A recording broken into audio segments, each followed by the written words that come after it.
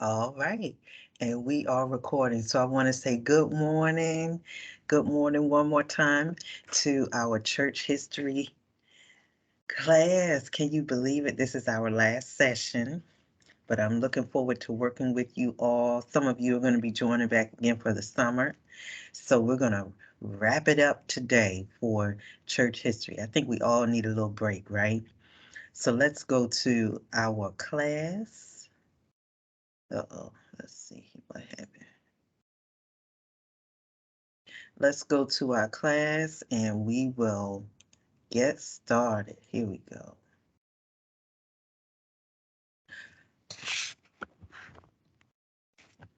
Okay, so let's do this. Let's all get on the same page and go over any announcements for this week. This is the week 8. Sorry, week 8. Week 8.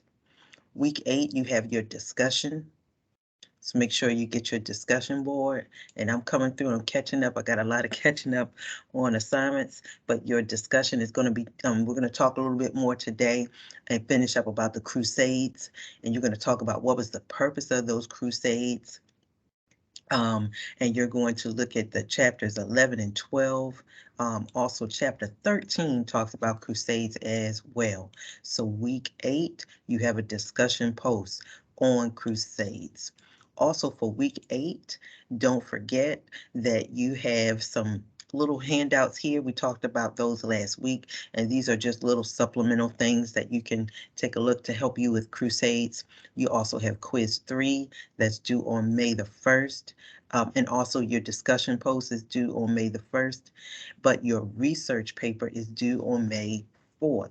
May 4th. Let's talk about your research paper. So we started talking about this last week. You are going to research one topic. This is a big chunk of your grade. It's 20%. So please make sure that you do it. You're going to research one topic, not a person, but one topic in church history. And your book has so many examples, and I hate that we just did not get through uh, all of the book, but it's just a short time frame. So you can use your book to help you. I gave you some examples here. So in terms of topics, don't necessarily focus on one person because we did that already. So you could choose one of the councils. Maybe you choose to talk about and research a particular Christian church in our area, like Christian church in Russia, or maybe how the Christian church developed in Africa or something. You could talk about the Crusades. We're talking about the Crusades and going to wrap up today. You can talk about maybe a particular aspect in Christian history. Maybe you talk about monasticism, African Christianity. Maybe you talk a little bit more about the popes. Maybe you can talk about the Roman Catholic Church. That's like another spin-off there. Remember we talked about the split? So we had Protestantism. You could talk a little bit more about that, Martin Luther and Protestantism. And then we had the Roman Catholic Church. So those were the splits. Okay, you could talk about how Christianity spread in different areas, maybe in Europe, maybe in China, how it got its way over here to America. And so there is so much to think about and to talk about. There are so many different topics. Let's talk a little bit here. Oh, I got to change that date. Let's talk a little bit here. Now, this is a research paper. Try to make sure that you get at least 5 pages double space. Make sure that you are citing your sources. Make sure that you have at least 3 sources. You can definitely use your textbook as one of those sources. Okay? So you're going into a deep dive of, whatever your particular topic is, and there's so much out there about it. Your paper should have a clear introduction where you walk us into the topic. In your body, you're going to have your main points, and then you can wrap it up with a conclusion and make sure you have a works cited page. Make sure that you check your spelling, your punctuation, and your grammar. And sorry, I got to change that due date. That due date was from another class, but remember your due date is May 4th. May 4th. What's that, Wednesday? Next Wednesday. Okay. Let me come back to you. Any questions? And so, oh, wonderful. Good to see you all that joined us. Question, I saw Carolyn. Yes. Can you use any graphics, any maps, anything in your paper if you wanted to, or just leave it plain all words? Oh, that's a good point. So if you want to share, let's say, for example, if we talk about how it spread, excuse me, how Christianity spread in a particular region, that would be great to include a graphic. I would ask that you add the graphic to the end as like an appendix so it doesn't eat up your pages. Okay. All right. Mhm. That would be wonderful. Thanks. So let's say, for example, if you have a graphic of how Christianity spread to throughout Europe, how it spread in Africa, that would be great. And you can use those. Make sure you cite where you got your graphic from. Okay. All right. Thank you. Wonderful question. That's good. Good questions. Any other questions? Because your question might be somebody else's question who's watching.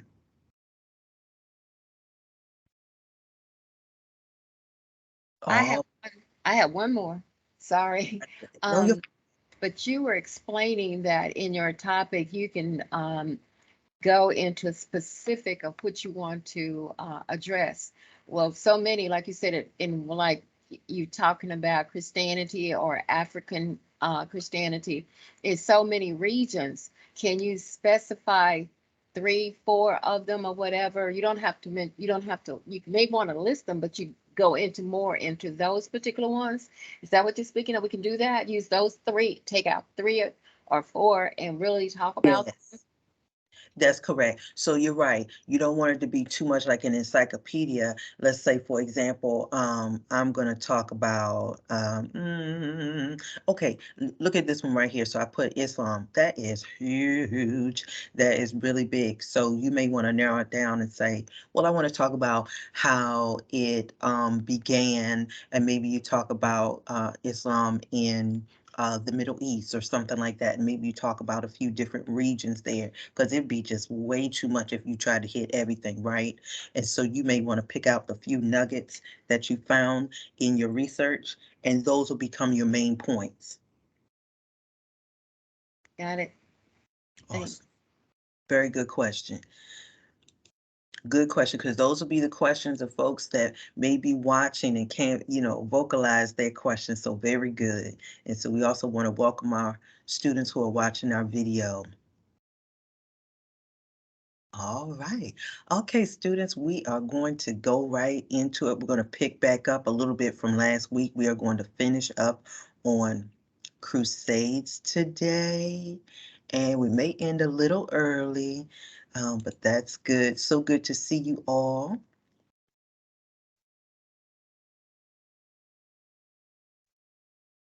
Now, I am going to go a little bit into chapter 13. I am not going to finish it because actually last week we finished, we went over and skimmed chapters 11 and 12. So today we are going to just touch a little bit on chapter 13. This is where I am right now. And we're going to end today with the Children's Crusade. And then we're going to do a little exercise as we end up and see how these crusades may or may not have been successful. All right. So we're going to talk about some of the popes. And so we have a pope here, and I believe this is his picture on the right, Giovanni.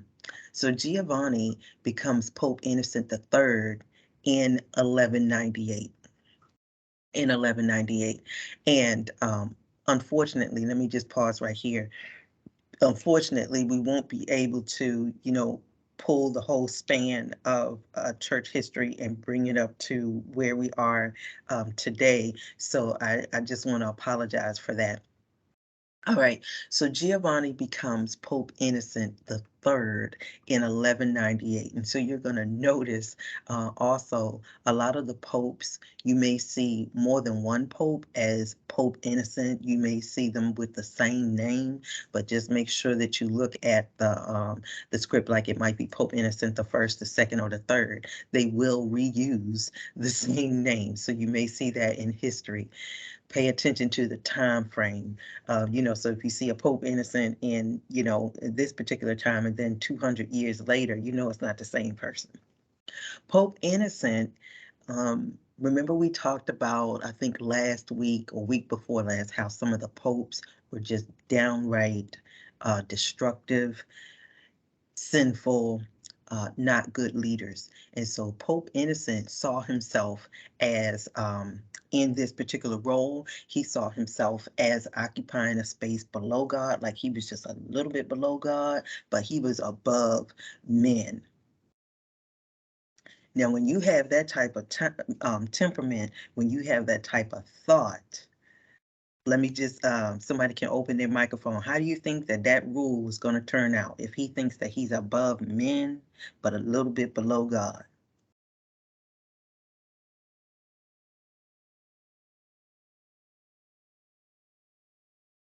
My thought would be that he'd have a lot of resentment from some of his constituents by elevating himself, to that point, and saying that, I'm above you and not equal to you as far as the relationship is with God. So Right. I don't see where it would have helped him. There you go. Anytime you have a leader, church leader, government leader, homeowners association leader, whatever, when they see themselves as above the people, that's always going to be a problem. Let me transition, and I got a quick example that I want to show you. Let's see if I can get this up here, and we're going to go to, I'm going to go to this quick video. Yeah, I did have it up. Okay, students, I'm coming right back to you. Let me share my sound, and we're going to learn a little bit more about Pope Innocent. Here we go.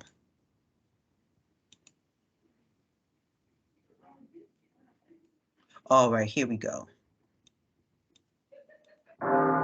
At the beginning of the 13th century, the Christian world was facing a threat it had never seen before. From the Bosphorus to southern France, cities were sacked and looted, sacred relics stolen, cathedrals turned to rubble, and as many as 20,000 Christians lost their lives in a single day. And the man responsible was the Pope.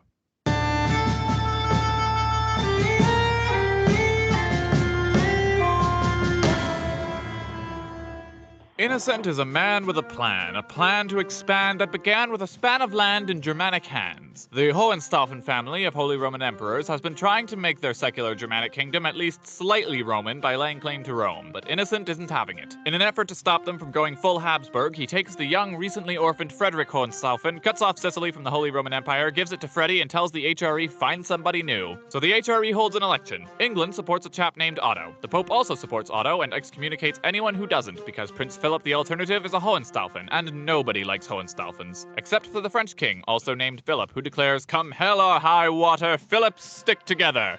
Bite me, England." So now the entire kingdom of France is excommunicated, I guess. But even with God ostensibly against them, Philip and Philip prevailed, until some rando conveniently murdered Philip Hohenstaufen in his sleep. In the end, it didn't make much difference, because someone feeds Otto after midnight, he marches on Rome, and tries to take over Sicily. So the Pope has no choice but to pull Frederick out of his back pocket, make an awkward alliance with France, and declare war on Otto and England. I don't know about you, but I'm getting flashbacks to the League of Cambrai. Thankfully, this war only lasts long enough for one papal flip-flop, and Frederick takes the reins of the HRE. And to avoid this sort of thing happening again, Innocent lays down some rules where the Pope gets final say over who gets to be in charge. Continuing with the theme of attacking people you previously defended, Pope Questionable wants another crusade, since the last one was a bit of a flop. Not just that, but he taxes all of Western Europe, but mostly France, to fund the endeavor. "I'm not just calling on this crusade, I'm going to organize it myself.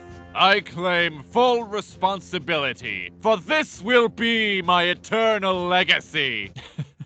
It was the Fourth Crusade. He led the Fourth Crusade. If you're a fan of history, you probably know the Fourth Crusade, but I can't not talk about the biggest bumble of the Middle Ages. So now, it went like this. Egypt had taken Jerusalem, so France and the HRE are gonna go beat up Egypt, but they need boats. Venice has boats. Venice has boats for days. But the Crusaders ordered way too many boats, and now they can't pay because not enough people showed up. Don't worry, says Venice. We'll give you our boats if you go beat up Zara. Whoa, wow, we're Christian.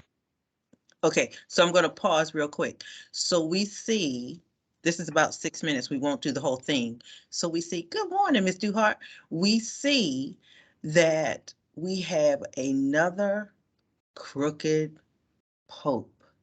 That this is going to bring us to the Fourth Crusade, and he is behind genocide of the people. If you remember in the beginning of that, the guy speaks so fast, but in the beginning of the video, let me go see if I can get back to my video. In the beginning of the video, about 20,000 Christians lost their lives in one particular day. And the Pope, Pope Innocent III, was behind it. And so anytime you have a particular leader, good morning, Mr. Loris. Anytime you have a particular leader that is behind putting his or her people out there in front of him, or in front of them, should I say, to suffer the brunt, that is going to be bad leadership. All right, so let me get back to my PowerPoint lesson. So just wanted to give you a little bit of Pope Innocent III. He wasn't very innocent, was he? He was not innocent at all. Pope Innocent III, we're still talking about this Pope. I want you to think of a couple of things that you may see here on the screen. And on the right, I have a picture of the bread and the wine and what we call now communion. He confirms the Eucharist, and the Eucharist is what we now call and observe communion. And Pope Innocent III, I guess he was good for some things because he did confirm and he did say that it was a special sacrament that could be done. Now, in Christian history, this is really important. And so this is about what, about the 1100s, 1200s or so, as we're talking in time.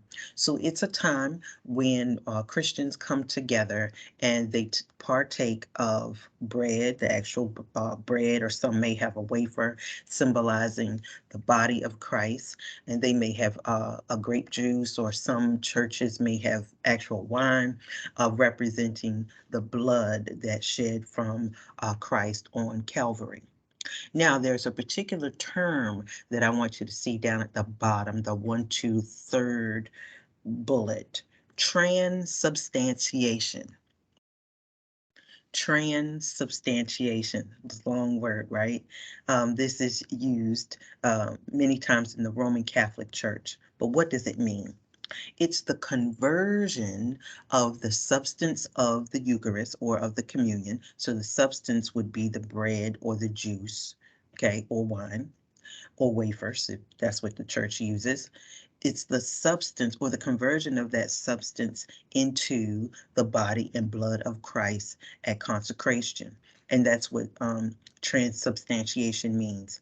And they say it only the appearances of bread and wine still remain. So transubstantiation is the belief that the elements, the juice or the wine or the bread or the wafer that the church may use, this is the belief that that juice, okay, once it's consecrated by maybe a pope or a pastor or elder or whatever, at consecration, they believe that it is converted into the blood and body of Christ.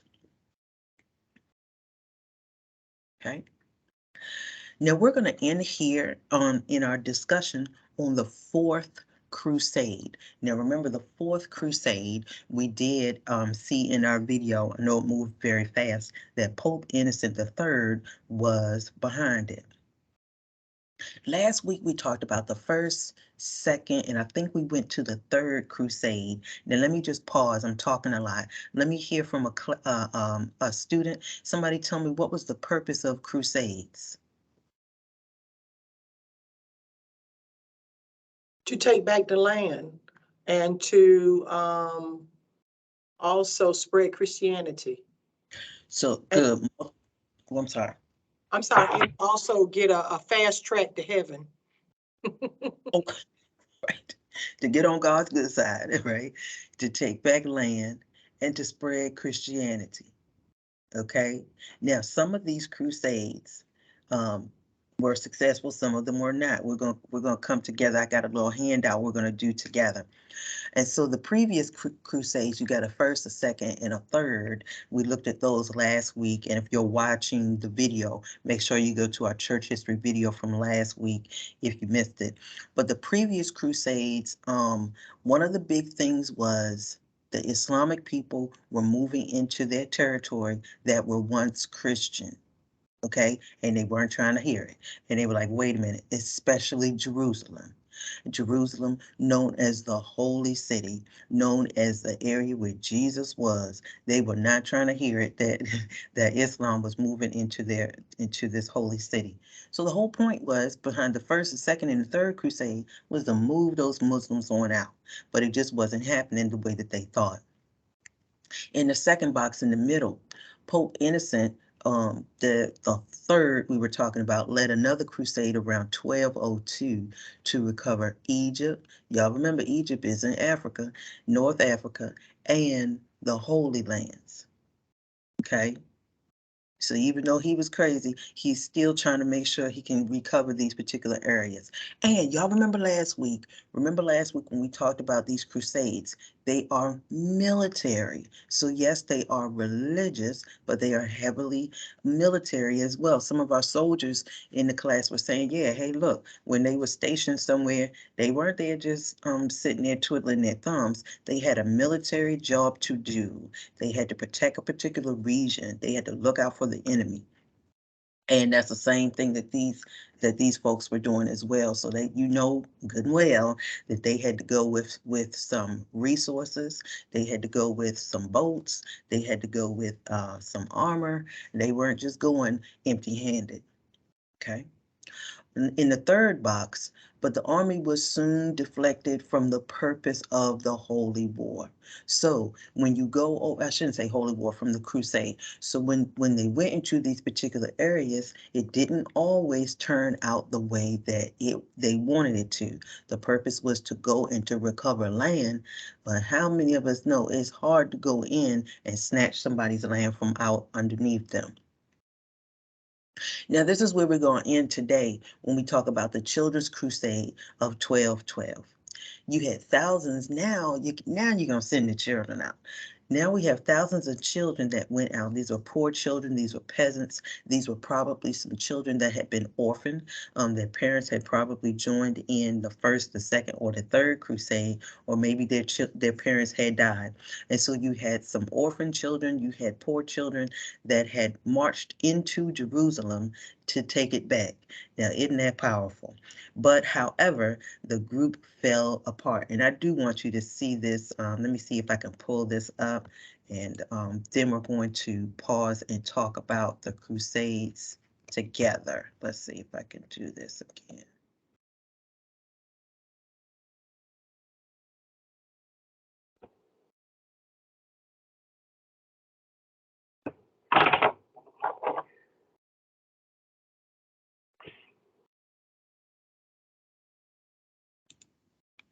Hold on, everybody.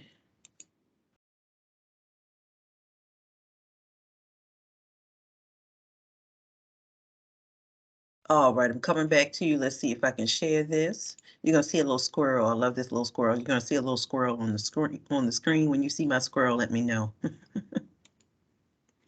All right, can you see the squirrel? Yes. He's cute, right? Not so, unless they get in your attic. All right, here we go. we're going to be looking at the Children's Crusade. Now, the Children's Crusade wasn't the typical type of crusade with knights and people sanctioning, but hey, they took and then lost Jerusalem. So, we got that. Instead, the Children's Crusade was one of several popular crusades. Basically, the people mobilized rather than the military. And to understand the Children's Crusade, you have to look at the story and then the facts. In 1212, a child in either France or a Germanic state began preaching about being visited by a vision of Christ that instructed them to create an army of children that was to march to the Holy Land and peacefully convert Muslims to Christianity. He's able to build a following of about 30,000 people and head to the Mediterranean under the belief that the sea would part before them and allow the Crusaders to walk to Jerusalem. Of course, they get to the sea doesn't part, they instead get sold into slavery and or die in a shipwreck. So not the best ending, I suppose. See, here's the thing. History is a mixture of fact and folklore, and often we have a difficult time blurring the lines between the two. This is not one of those cases. The story of the Children's Crusade is from two different incidents that were eventually merged and added in. The story of the Children's Crusade is from two different incidents that were eventually merged and added upon. So what's the truth? Well, in order to find out, we need to talk about Nicholas of Cologne and Stephen of Cloyes. Nicholas was a shepherd in the Rhineland who claimed that he had been instructed to travel to the Holy Land and reclaim them not by war but by converting the Muslims to Christianity. He traveled around the Germanic states and gathered a large group together in Cologne. They ended up splitting into two groups to head through the Swiss Alps into Italy. Unfortunately, about 2/3 of them died during the journey, a good number saying to hell with this and went home, and they arrived in the port city of Genoa with about 7,000 people. Now, Nicholas had claimed that the sea would part before them, and of course, it didn't. However, the city officials were kind of impressed with the group and offered citizenship to any of them that chose to stay, which the majority took that offer. Nicholas wasn't having it, so he traveled with his few remaining followers to the Papal States and met with Pope Innocent III, who told them to go home. Nicholas ended up dying during his journey back across the Alps, and just to add insult to injury, his father was arrested and hung by the local officials due to his son being responsible for the deaths of so many. So yeah, that didn't end very well at all. But of course, then there's this kid. Stephen of Cloyes was a 12-year-old boy, also a shepherd, and he claimed to be given a letter by Christ calling for him to lead a new crusade to Jerusalem. He traveled around France spreading his preachings and supposedly performed miracles in Saint Denis. His group eventually grew to about 30,000 people, a large portion being children, though it ended up falling apart rather quickly. Seeing as King Philip II wasn't impressed by a group led by a kid and just told them to go home. Plus, they were constantly starving and begging for food, and such the movement just kind of fizzled out. No one's quite sure what happened to Stephen after all this.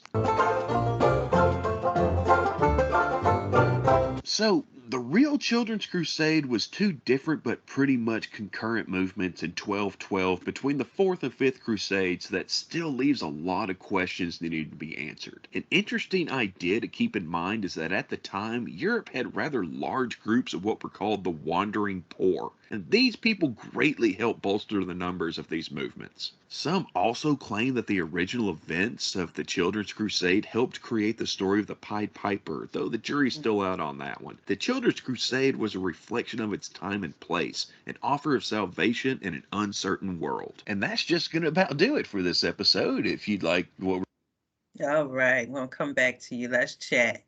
All right, so let's chat about the Children's Crusade. I've got somebody in the chat. All right, thanks, Dolores. I got your message.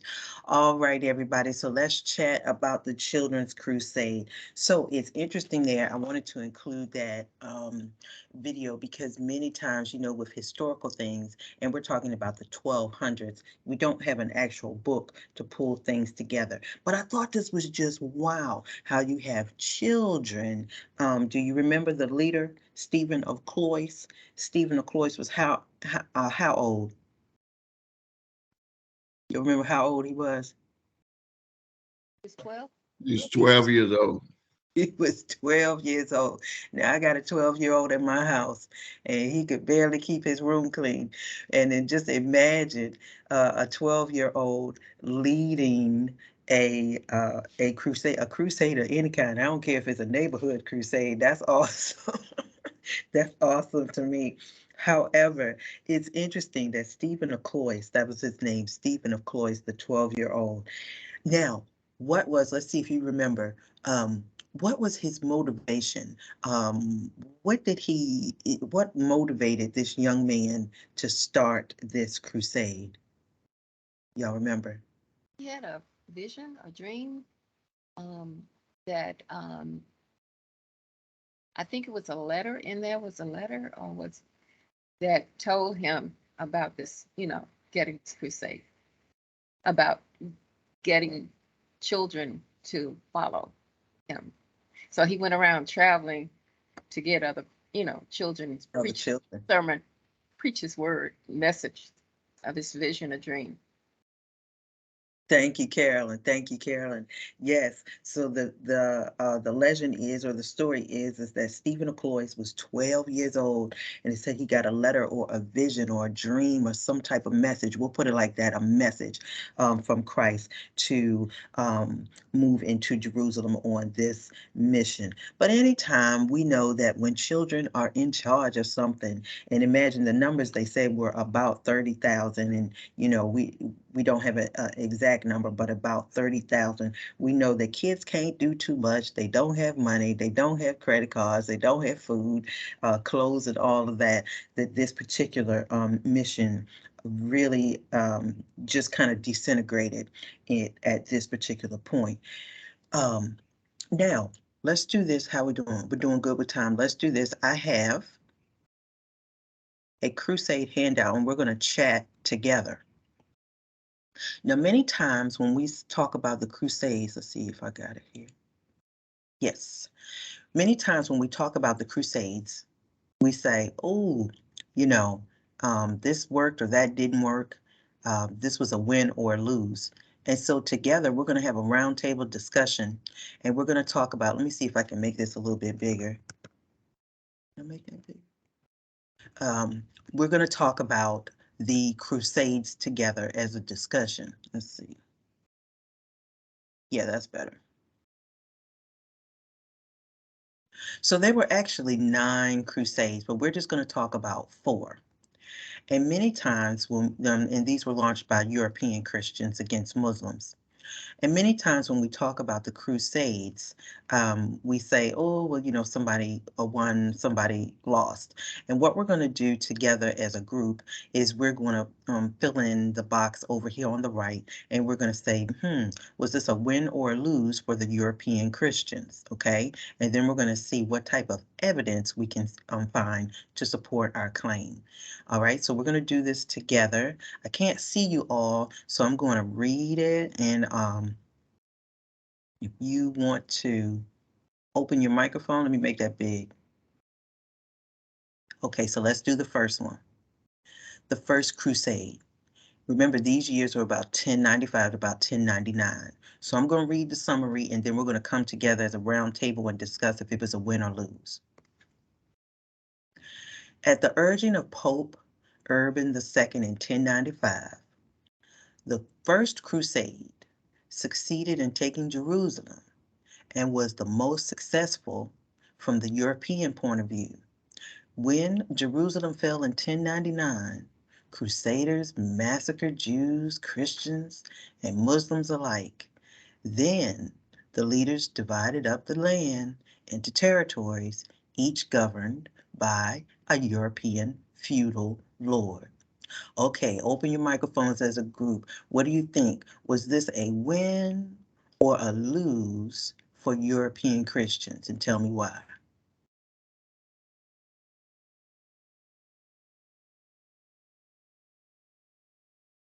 What you think?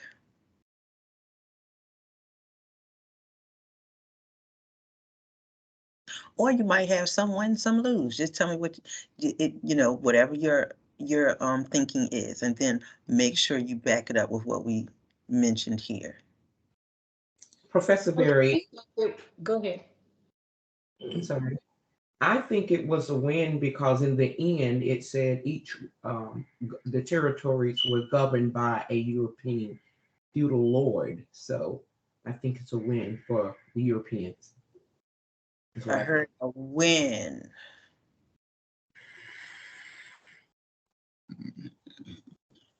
Yes, it pretty much depends on which side you are. Okay, so when you think about so let's think about the European Christians. And I heard, well, it could be a win for them because now at the end, if you look at this last sentence, they were governed by, they divided up the land. Did they get Jerusalem? Yes. They were Yeah, successful. they took Yes, they took Jerusalem. it. When? Because they got Jerusalem.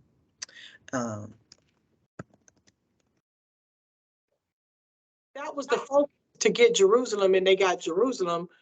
Even though we don't like the fact that other people died, if that was their True. focus, it was a win. True. And I agree with you. We did, and then in this sentence right here, it did fall. And here's the bad part: Jews, Christians, and Muslims, were massacred and died. We do hate that happened. Don't want nobody dying. Okay. But their focus was, remember, we say in the beginning that people go on crusades to get the land, to either convert people or to push some type of ideology. And so it was a win for them because they did get the land and now they have territories. Okay. All right, let's go to the next one. I'm going to read it and then we're going to come back and discuss. The Second Crusade is about 1147 to about 1149. The Second Crusade started when Europeans lost control of Edessa, a territory they had previously controlled, to the Muslims. Okay, so they lost their control to the Muslims. Led by King Louis was the seventh of France and King Conrad III of Germany. The Europeans failed to regain any land, and the crusade was a failure from a European point of view. What you think?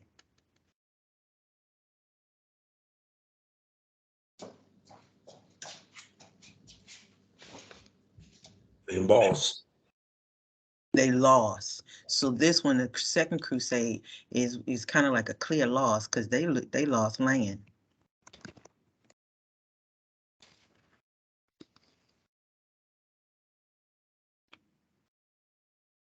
Let's go to the Third Crusade. It's about 1189 to about 1192. The Third Crusade was a response to Jerusalem's fall in 1187 to Salah al-Adin. Three great armies from Europe were led by Richard the Lionhearted of England, Philip II of France, and the Holy Roman Emperor Frederick Barbarossa, Europe's greatest warrior. However, Frederick accidentally drowned, the other two kings quarreled, and the whole crusade failed from a European point of view. What was gained here? Anything? Nothing gained, everything lost. Nothing. Nothing gained. This is a loss. But this was the first crusade that it was led by like kings. From the first and the second, they're different because the third one is led by Okay. the kings. Yes. So Yeah. you look at royalty trying to, in this crusade. That's a good point. And the first one was urged by a pope. Right. Good job. Let's go to our fourth one. Fourth Crusade, about 1201 to 1204. Y'all notice how long these things are? That's years and years of fooling with folks. Instead of going to Jerusalem, the Fourth Crusade went to the Byzantine Empire's capital, Constantinople, modern-day Turkey, for various reasons. The European armies looted and robbed the city. Look at them. and overthrew the Byzantine emperor. The main outcomes of the Fourth Crusade were to deepen the division between Greek and Latin Christianity and to hasten the Byzantine Empire's decline. What do you think here? Any win there for the European Christians? In reading it, it seemed like a standoff. Neither one. Kind of neither one. So we're going to say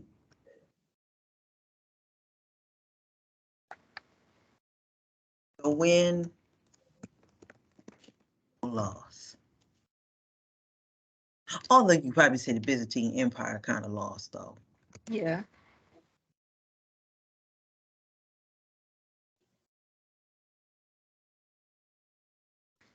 No wins. We could say definitely no win for the European Christian because they didn't gain anything. So if you and the European Christian armies went in, they're looting the Byzantine Empire. They wanted to, but maybe if you look at it like this, they did wanted to deepen the division. And if the Byzantine Empire declined, that might be a win for them, maybe in their eyes. So I wanted to bring this assignment to you as we chatted about these crusades together, is that many times, let me come back to the class, is that many times these crusades are muddled. The crusades start off as one thing and they end as something else. But even as we go throughout, I'm looking for my book, even as we go throughout church history, find movements that continue to capture the church. So even after this particular point in time, the church moves from continent to continent. And even as we see it move over into the Americas, even into North America, South America, we still have sects, we still have disagreements, we still have people that want to do something this way, and you have, I don't want to say the word crusades, but then you may find the word maybe like revivals. Things are starting to turn a different leaf. And so you're going to see that over and over again, even to where we are now. We find ourselves in 2022 in church history. So I just want to pause and turn it over to you all. Do you have any questions, any comments? Did you learn anything about church history?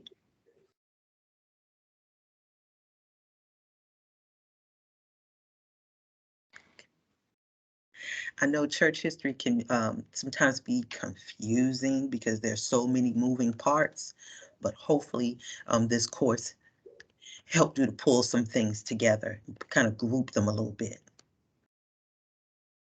Any questions or comments for me before we leave? I've got a question. The PowerPoint that you just used, was that on chapter 13, 14? 13, yes. 13. I didn't see it. That's the reason I was trying to. That's right, because I didn't have it posted because I didn't think that we were going to get to 13, but I'll post it and put it in this module. Okay, all right. Yes, thank you. Make myself a note because I'll forget.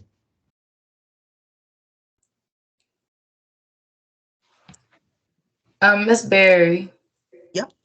I'm not too for sure if you had already talked about this or not, but dealing with the quiz, is the quiz going to be over like the last 2-3 chapters that we just did, or is it going to be the entire like the entire semester? No, not the entire semester, no ma'am. So we, I wouldn't do that to you. So what we do, it was that Dejaneir, what you will have is chapters 12, because we finished really on 11 and 12. You won't be tested on 13, so I'm gonna tell you real quick right here.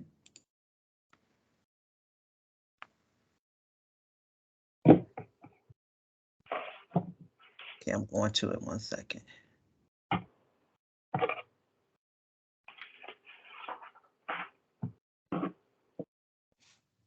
Okay, so your quiz 3, I believe this is going to focus on your Crusades. That will be chapters, I believe that's 11 and 12, 10, 11, and 12. We're going to focus on the Crusades. We're going to focus on the popes. Remember the bad popes that you had. Make sure that you can always use your textbook to assist you as well. Uh-oh, I'm in it. I can't get out of it. Okay, thank you. And then the last question I had was like dealing with our papers as well too. I know like I had seen something for like the dealing with like their topics where it says like Crusades 1, 2, 3, like and things like dealing like that. Do we have to touch on all three of those subjects, or are we just supposed to just pick one? No, you could pick one because that would be a lot. So you pick in church history, you pick one topic. So let's say you want to deal with the Fourth Crusade. Let's say you want to deal with the Children's Crusade, and there's so much in there. Even if you deal with Crusades as a whole, and you say, well, I want to deal with the first, second, third, and fourth, there are actually 9 Crusades. So that might be a little bit much for a paper, but you can narrow it down the way that you want and pull out your main points. Okay, thank you. Mm-hmm. You're welcome. And remember, the research paper is due on the 4th of May. Professor, how we're doing with the registration? This is Marshall. Awesome. Thank you for saying that. We are doing great. I think I put a post in, I'm not sure if it was this class or the New Testament class, but we have for the summer, we have 10 students that are already registered for our pastoral ministry class. And thank you for reminding me, Marshall. If you are not already registered, you can register for the pastoral ministry class. I'm going to be emailing you the book so that you can go ahead and purchase that. And also, here's my other plug too. If you have friends, um, uh, members, or whatever that may be interested, they are more than welcome to sign up and apply for uh, the course, or the religious studies certificate, or if they just want to take that particular course, they can take one course. And so I will email you some information as well so that you can pass that on to friends. Professor, I was having trouble registering, and Ms. Duhart was helping me. And so yesterday I couldn't see where I could register. Okay, let's see, did Ms. Duhart leave? I think she did. Marshall, just I will send an email as soon as we are done, and get Ms. Duhart to assist you. Yes, ma'am. Thank you Oh, so much. thank you for letting me know. Awesome. All right, any other questions, comments? That's a good question. All right, all right. Well, all right. I'm gonna miss you all until and it says the schedule says May 31st, but of course May 31st is a holiday. So the next class on pastoral ministry really won't start until June 1st. And I think it ends July 31st. It says August, but that it takes into finals. So everyone, I will see you if you're joining for the pastoral ministry class in the summer. If not, remember we have for the fall, we do have religious studies and Old Testament. Please make sure you register for those. Our numbers are looking very good. If you have any questions, if you're stuck, just like Marshall raised right there, send me an email. I may not know everything in terms of registration, but I can direct you to people who can help. All right? Miss Berry, Yes. is the summer class, is that in person or is that still online? No, it'll be online as well. Okay. Okay. That's okay for you? Yes, ma'am. Okay. And the reason being is, as you see, because I also work, so that also helps with the, organization of things. All right. Okay, everybody, thank you so much for your time and seeing you again, even if I see you virtually. I do want to do this. Maybe we can do this maybe in the month of May or so, maybe find a way where we can get together. I know some of us are outside of Atlanta, but maybe we can get together on campus, the New Testament class and our church history class, and maybe fellowship some kind of house. So I'll work and see how we can do that. Pastor Barry, I have a suggestion. Yes. I don't know how many are graduating this year from from the religious studies. It would be nice to know who they are so we can give a shout out to them from our class to recognize who's doing what, keep everyone encouraged for the end of, we know, as we know here is the academic year, Yes. but the summer is different. But whoever, we just want to encourage and give a shout out. If there is anyone who's going to be graduating, especially coming up May 6th and from there on. We don't have any, I don't think we have any in our group that are graduating. We had 3 last year and we were so excited for that first 3. But I don't think we have any that's coming up in May in this group, but we will. Well, we're gonna already claim it. We're gonna have a gang of them next year, right? So Yes. I'm gonna Yeah, be ready for you. but we want to give a shout out if that's okay with you. That would be wonderful. Totally wonderful. Okay. Thank you. Thank you. I've enjoyed it. Thank you, Carolyn. I've enjoyed having you all here and learning from you too. Thank you. Professor Barry, I just want to say I enjoyed the class. It was very interesting, and I did learn a lot about Christian history, and I love the way you taught the class. Wonderful. Thank you so much, Janice. You're welcome. Yes, Professor, I enjoyed it as well. And thank you for all your help. You've been very helpful, and I really appreciate that. Thank you so much, Marsha. I appreciate you as well. Oh, I'm sorry, I was talking over someone. All right. All right. Thank you so much. I just can't tell you how much I just enjoy being with you on Wednesdays and Thursdays if you're in both of the classes. And it's just a pleasure to be an instructor to you and learn from you as well. Give me a few days and, as I'm getting everything caught up for grading discussions and quizzes and those things as well. So you'll see your grades start populating a little bit more. All right. Okay, everybody, take care. See you later. See you later.